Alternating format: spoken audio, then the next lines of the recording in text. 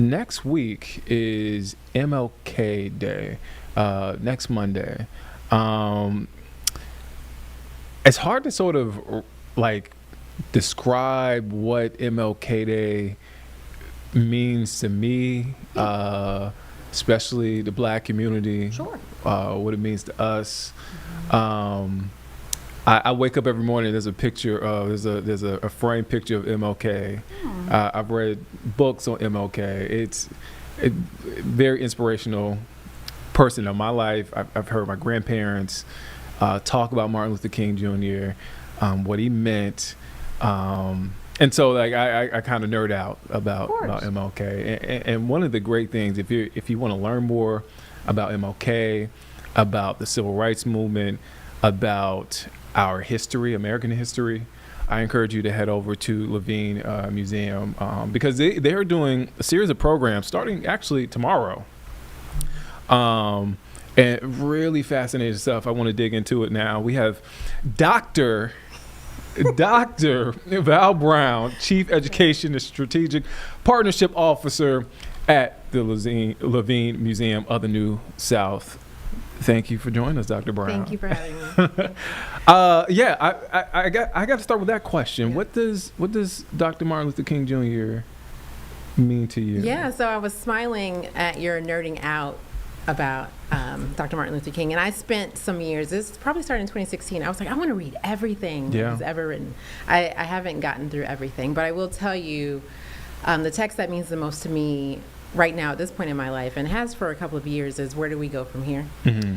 And there's a part in the text that talks about persevering togetherness and how we have to persevere together in order to get that racial understanding that we're trying to create. It's not something that we can find. Mm-hmm. And so that stuck with me throughout my dissertation work, throughout my life, and I understand that type of perseverance is something that we are being asked to embody now, in this moment. I think he's a misunderstood man. I think he's more complex than absolutely what we give him credit for. He's kind of in a way become, and I'll hopefully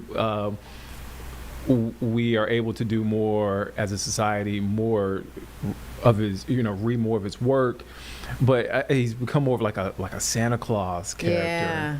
And I hate that because I'm like, he's much more complex than that. Yeah. I just finished reading a couple of months ago, and I may be butchering this man's name, Bonhoeffer, MLK, and sort of how they relate. He was a theologian from Germany, and MLK. I recommend you guys read that book. But yeah, he's just such a complex figure. Yeah. I just want to throw that out there. It wasn't really a question. No, I think it's fair, and I think one thing that we have to remember, especially as we are talking about him in our upcoming events, specifically leading into that, is that he did not become MLK because life was good. All right. Yeah. He became who he was because he was constantly faced with the oppression of our people, of our country, and decided he was going to do something about it.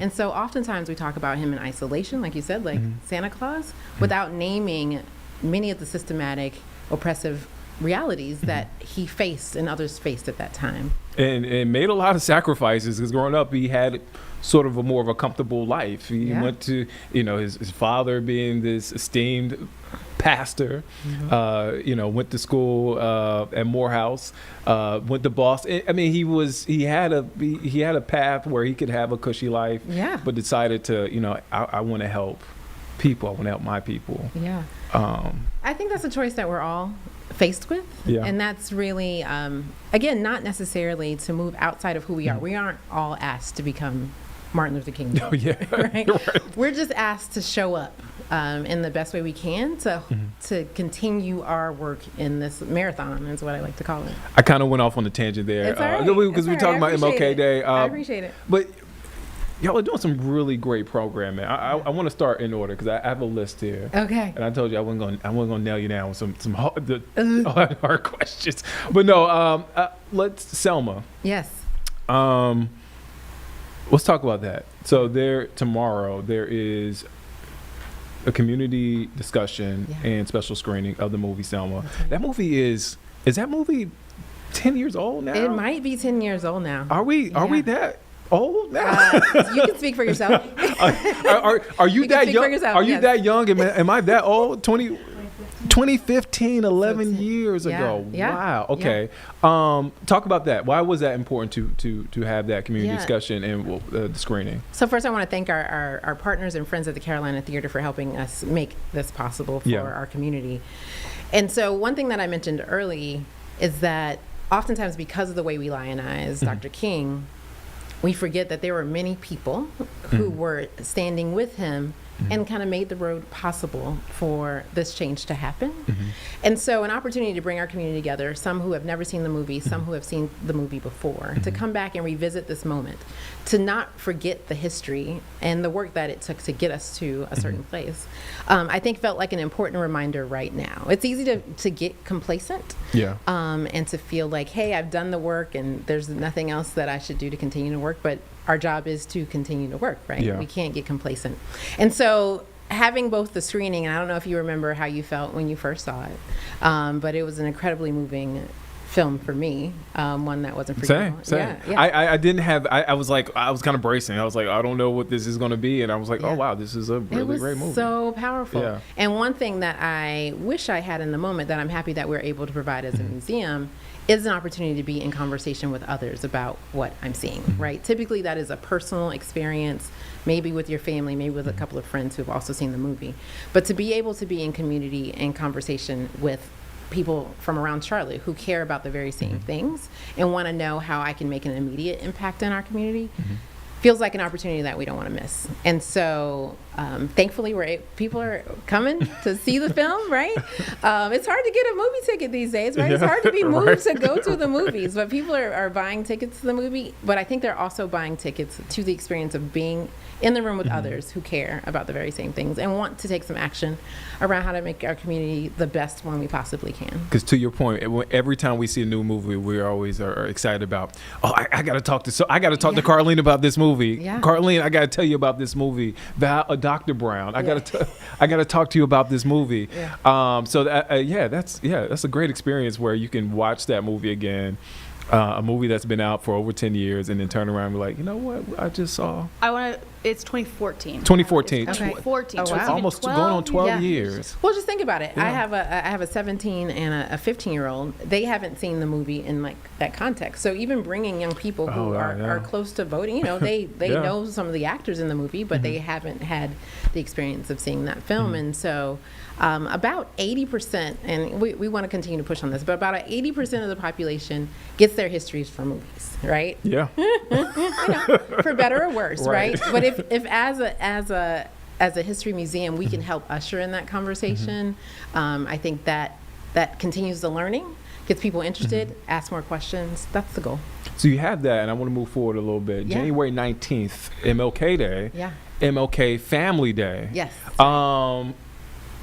I don't want to spoil. I see everything on here, but what can folks expect from MLK Family Day? Because this sounds like a lot of fun. Yeah, so a free, lively experience. And a learning experience, too. And a learning experience, that's right. A free, lively, and a service experience, I'm going to say. But a free, lively experience where young people can engage in activities around MLK. We actually have our friends from Love in Action there. So everyone who shows up have an opportunity to serve. Love in Action is an organization. They create greeting cards for those in elder care that you can give so they can battle loneliness.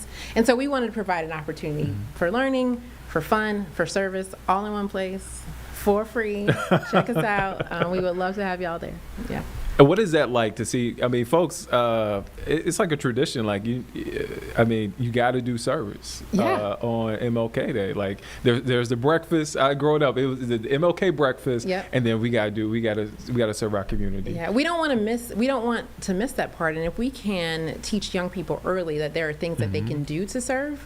Again, imagine an elder that you love getting a handwritten card from a little 4-year-old who's trying to figure out how to write their letters. It's the sweetest thing ever, right? And so they get that boost of knowing that they can serve their community right away.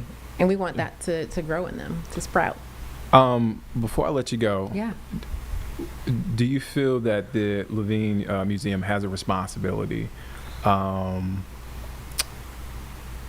to tell our history and to inform folk with the level of accuracy? Oh, Absolutely. that we're probably not seeing, because as you mentioned, Yeah. movies is how, I probably talked to my nephew. He probably will reference a movie as far as history. Yeah. But social media.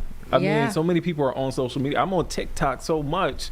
I'm on TikTok more than I'm actually watching shows and TV and podcasts. But I say all that to say, do you feel that level of responsibility? Oh, yes. And I think that we should feel a responsibility to tell the truth and to tell it in a nuanced way. So as you opened up, right, we have most times one perspective, a limited view of a human who is doing some good work.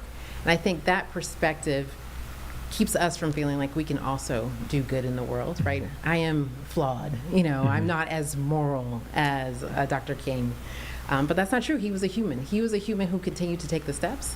And so if we continue to tell that story, the truth that history is nuanced, complicated, it's messy, there's things that we're not going to be proud of, and there's things that we're very proud of. If we can hold space for all of those, then I think people can walk into that knowing that they are also history makers. Oh, Val Brown, Dr. Val Brown, Chief Education Strategic Partnership Officer at the Levine Museum of the New South, here in studio. Thank you for your time. Thank you for stopping by. She is this is her second time here on Live Impact News. So we have to bring you back for the third time because you have awesome programming for Black History Month. That's right. So you will be, she'll be back. Don't forget me. Did she? Okay. All right. And make sure you check out the Levine Museum, the program they have coming up for MLK Day. Also, what they just have moving forward. There are a lot of awesome things going on there. Thank you again for stopping by.